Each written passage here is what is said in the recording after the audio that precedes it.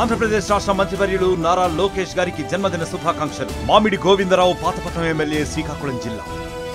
విశాఖ ప్రభుత్వ ప్రత్యేక బాలికల సదనం పిల్లలైతే మటుకి ఆందోళన అయితే చేస్తున్నారు. నిన్నటి నుంచి మమ్మల్ని విడిపించండి, మేము బయటకు వచ్చేస్తామని చెప్పి ఆందోళన అయితే చేస్తున్న నేపథ్యంలో మనతో పాటు మహిళా సంఘాలు అయితే ఉన్నారు. వాళ్ళని అడిగి తెలుసుకుందాం. కమ్యూనిస్ట్ పార్టీ కానీ వామపక్ష నాయకులు కానీ. మేడం చెప్పండి, అసలు ఏం జరిగింది, ఏం చెప్తారు?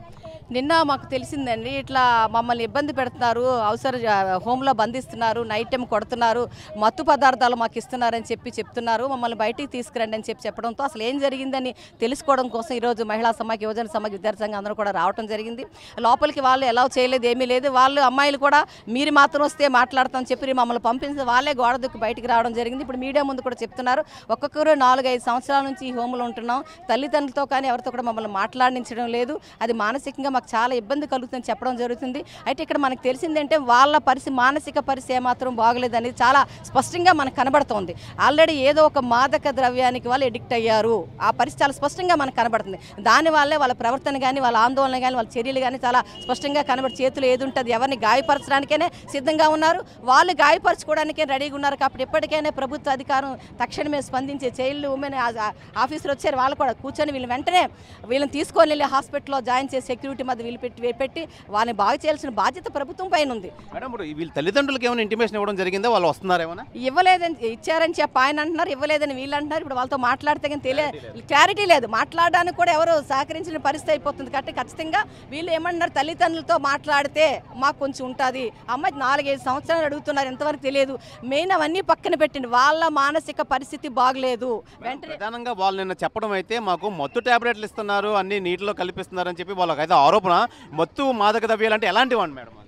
ఇప్పుడు రకరకాల పద్ధతుల్లో వచ్చినాయండి. ఇప్పుడు చాక్లెట్ రూపంలో వస్తుంది, డ్రగ్స్ రకంలో వస్తుంది, రకరకాల మాదక ద్రవ్యాలు ఎలాంటి రకరకాలు వస్తున్నాయి. ఇప్పుడు వాళ్ళ పరిస్థితిని బట్టి అంటే ఖచ్చితంగా ఏదో ఒక దానికి మాత్రం వాళ్ళు అలవాటు పడి ఉన్నారని వాళ్ళ ప్రవర్తన బట్టి అర్థమవుతున్న పరిస్థితి అందరికీ తెలుస్తుంది. కాబట్టి ఉంది, వాళ్ళు వెంటనే హాస్పిటల్కి మాత్రం తీసుకెళ్లాల్సిన పరిస్థితి ఉంది. వెంటనే వాళ్ళని బాగు చేయాలి, వెంటనే వాళ్ళ మానసిక పరిస్థితి బాగు చేయాల్సిందిగా ఆంధ్రప్రదేశ్ మహిళా సంఘం కోరుతున్నా. వాళ్ళందరూ చూడండి అమ్మా, అది వాళ్ళ చేతిలో ఏదున్నా తెలియట్లేదా మేడం? అసలు అదే చెప్తున్నాను కదా నేను, అందుకని మానసిక పరిస్థితి పూర్తిగా చెడిపోయింది. వెంటనే వాళ్ళని సెక్యూరిటీతో పూర్తిగా హాస్పిటల్ జాయిన్ చేయాల్సిన బాధ్యత వీళ్ళ పైన, హోమ్ అధికారుల పైన ఉంది, వాళ్ళందరి పైన ఉంది. పోలీసులు కూడా ఉన్నారు కాబట్టి ఉమెన్ పోలీసులు అందరూ పట్టుకొని ఇంకా వాళ్ళు ఇలాగనే ఉంచినట్లయితే ఖచ్చితంగా వాళ్ళు చనిపోయినా సరే ఆశ్చర్యపోవాల్సిన పని లేదు. కాబట్టి తక్షణమే దీనిపైన స్పందించి ఇది చేయాల్సిన బాధ్యత అందరం పైన ఉంది. కాబట్టి దానిపై చర్యలు తీసుకోవాలి పూర్తిగా.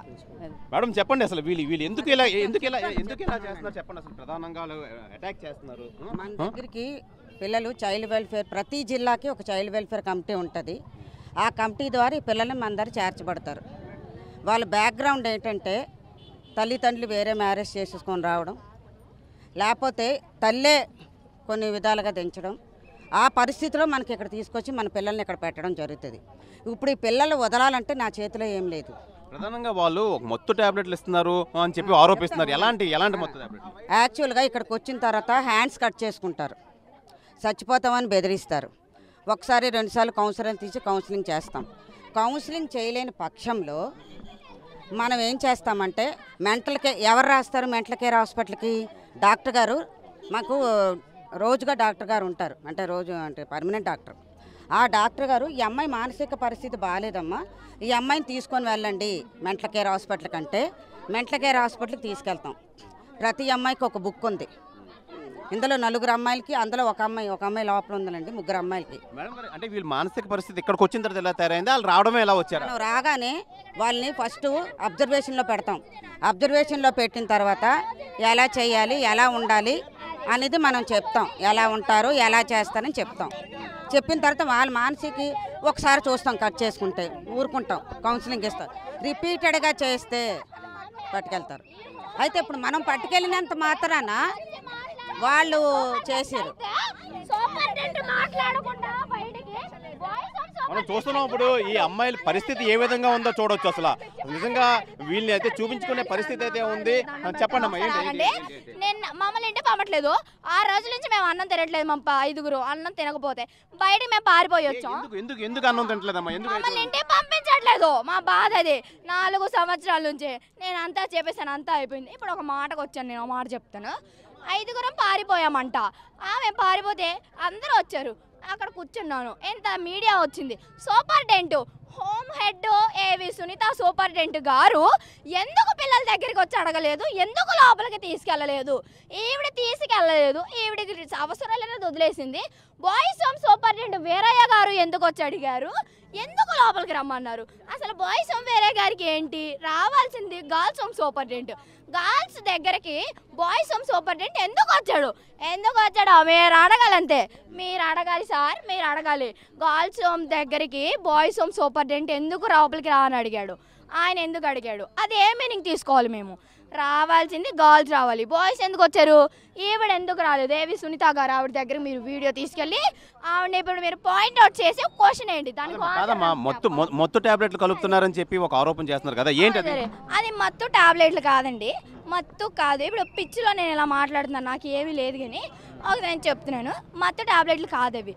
ఇప్పుడు నాకు కాదు, ఇక్కడ చేతులు కోసేసుకుంటారు, రాళ్ళు ఇసిరేస్తే వాళ్ళు పిచ్చోళ్ళని ఇక్కడ మొత్తం హోమ్ స్టాఫ్ ఎస్కాట్స్ని పెట్టి ఎంసీహెచ్ ఎక్కడెక్కడ ఉందంట ఆ హాస్పిటల్కి తీసుకెళ్ళి అక్కడ పిచ్చి మెడిసిన్ వేపిస్తారండి పిల్లలకి.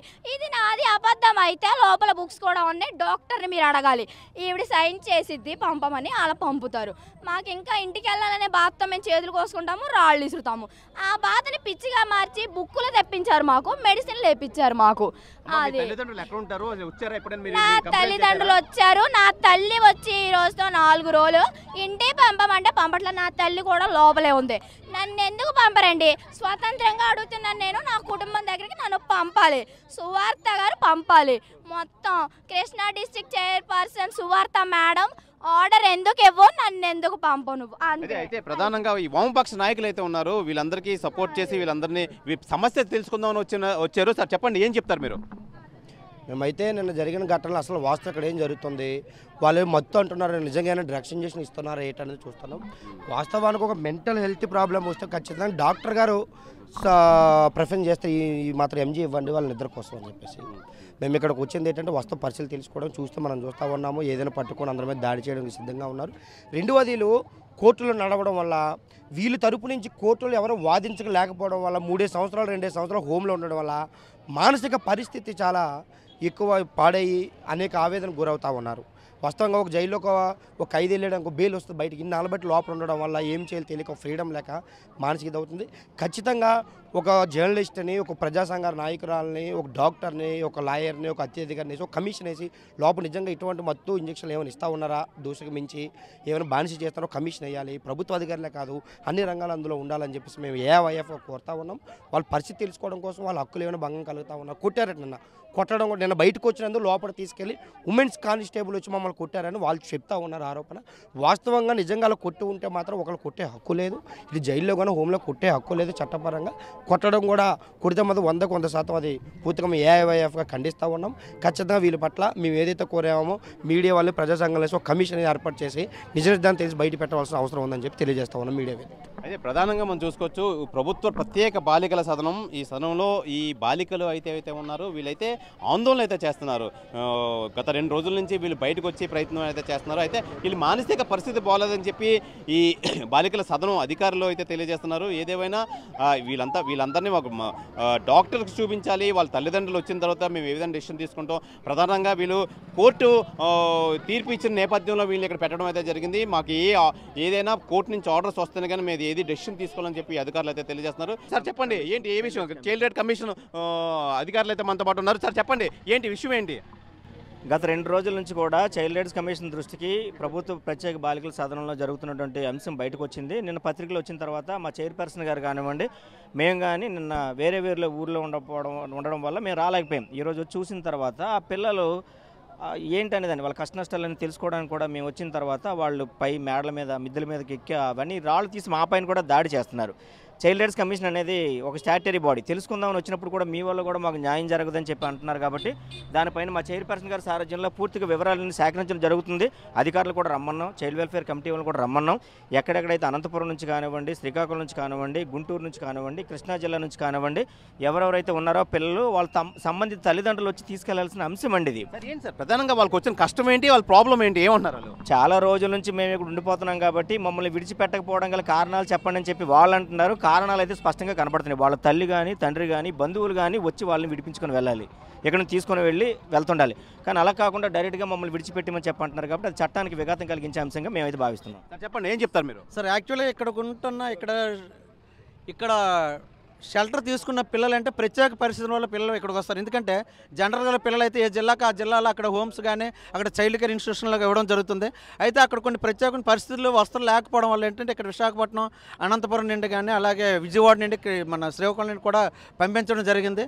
వాళ్ళతో మాట్లాడి ఈరోజు ఎందుకు ఇలా జరుగుతుంది, అసలు మీ డిమాండ్స్ ఏంటి, మీకు అసలు ఏంటి కావాలి అని అడగడానికి మేము వచ్చినప్పుడు కూడా మాకు కూడా అవకాశం ఇవ్వలేదు.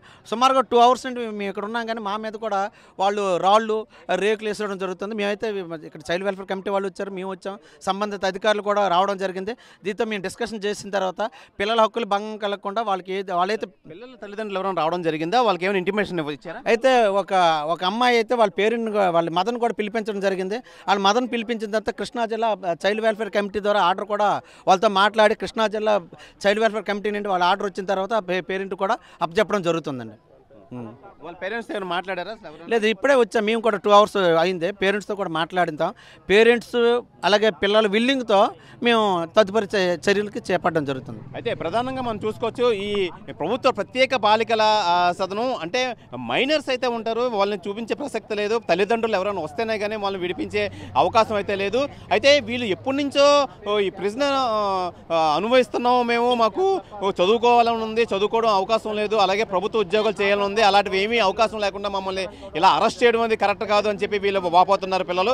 అయితే ప్రత్యేకంగా వీళ్ళ మీద తల్లిదండ్రులతో ఆలోచించి ప్రభుత్వం కోర్టు ఉత్తర్వుల ద్వారా వీళ్ళని రిలీజ్ చేసే రూల్ అయితే ఉందని చెప్పి ఇక్కడ అధికారులు అయితే తెలియజేస్తున్నారు. ఏదేమైనా ఇదో కొలుక్కు రావాలి, సమస్య కొలుక్కు రావాలి, తల్లిదండ్రులు రావాలని చెప్పి చైల్డ్ వెల్ఫేర్ అధికారులు అయితే తెలియజేస్తున్నారు. కెమెరామెన్ అజయ్తో శివరామకృష్ణ, విశాఖ బాలికల ప్రత్యేక సదనం కార్యాలయం నుంచి. మరిన్ని వీడియోస్ కోసం ఛానల్ ని సబ్స్క్రైబ్ చేయండి. లేటెస్ట్ అప్డేట్స్ కోసం వాట్సాప్ ఛానల్ ని ఫాలో అవ్వండి. అండ్ లింక్ డిస్క్రిప్షన్ లో ఉంది.